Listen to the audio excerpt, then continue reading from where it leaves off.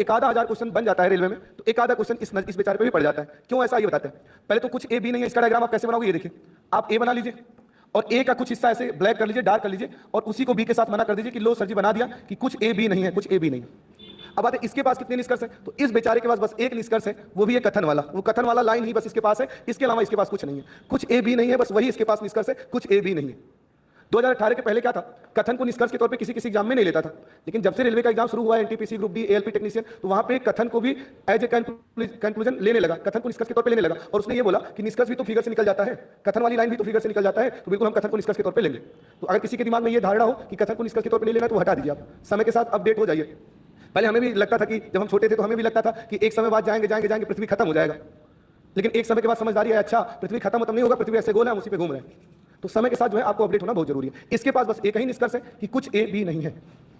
अब आप सोच रहे हो कि सर जी क्या ऐसे नहीं बोल सकते कि कुछ बी ए नहीं है, क्या रिवर्स ऑर्डर में नहीं बोल सकते कुछ बी ए नहीं है? तो मेरे प्यारे छात्र कुछ नहीं बोल सकते, इस एक के अलावा कुछ भी नहीं बोल सकते, बोलेंगे गलत हो जाएगा। फिर आप बोलोगे सर रटवाने वाला काम मत करो, बताओ ऐसा क्यों नहीं बोल सकते, तो आइए वो भी समझा देते हैं ऐसा क्यों नहीं बोल सकते। फिर से मैं अपने प्यारे छात्रों को एक टास्क दे दूं कि सब लोग घर जाओ और कुछ ए बी नहीं है का डायग्राम बना के ले आओ। सब बच्चे घर चले गए, अपना चार्ट एक एक ले लिए और चार्ट लेके घर गए और कुछ ए बी नहीं है का डायग्राम बना के ले आए। कुछ बालक तो ऐसे लाए, ए और बी को ओवरलैप करा दिए और ऐसे डार्क कर दिए और इस डार्क पे ऐसे तीर लगा के लिख दिए छायांकित ए वाला भाग बी नहीं है। भाई मैं निशब्द हो गया, उसने अपनी बात एकदम सही रखी है, बस यही करना था कि कुछ ए बी नहीं है दिखाना था। तो कोई बालक ऐसे बना के, आप बचपन में बहुत करते होंगे, चार्ट बना के जो बात लिखना रहता था नोट करके लिख देते थे। कोई बच्चा ऐसे ए और बी को ओवरलैप करा दे और ए को ब्लैक कर दे, बोल दे ये लो कुछ ए, ये ब्लैक वाले ए बी नहीं है।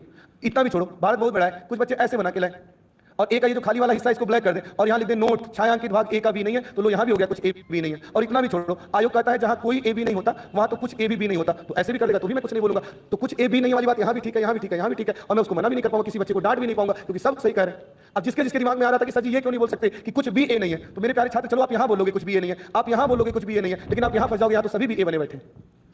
तो इस बेचारे के पास यही वाला ही एक निष्कर्ष है जो दुनिया के कोने कोने में सही होता है, बाकी हर जगह सही नहीं हो पाता। बस आपको इतना पता है कि कुछ आसामी भूटान नहीं गए, बाकी भूटान वाले कहाँ गए कहाँ नहीं गए उसके बारे में कोई जानकारी नहीं है। तो ये बेचारा सबसे सीधा साधा सेंटेंस है, इसके पास कुछ नहीं है, बस एक ही है कि कुछ ए बी नहीं है। कमेंट करें क्या सभी को क्लियर है?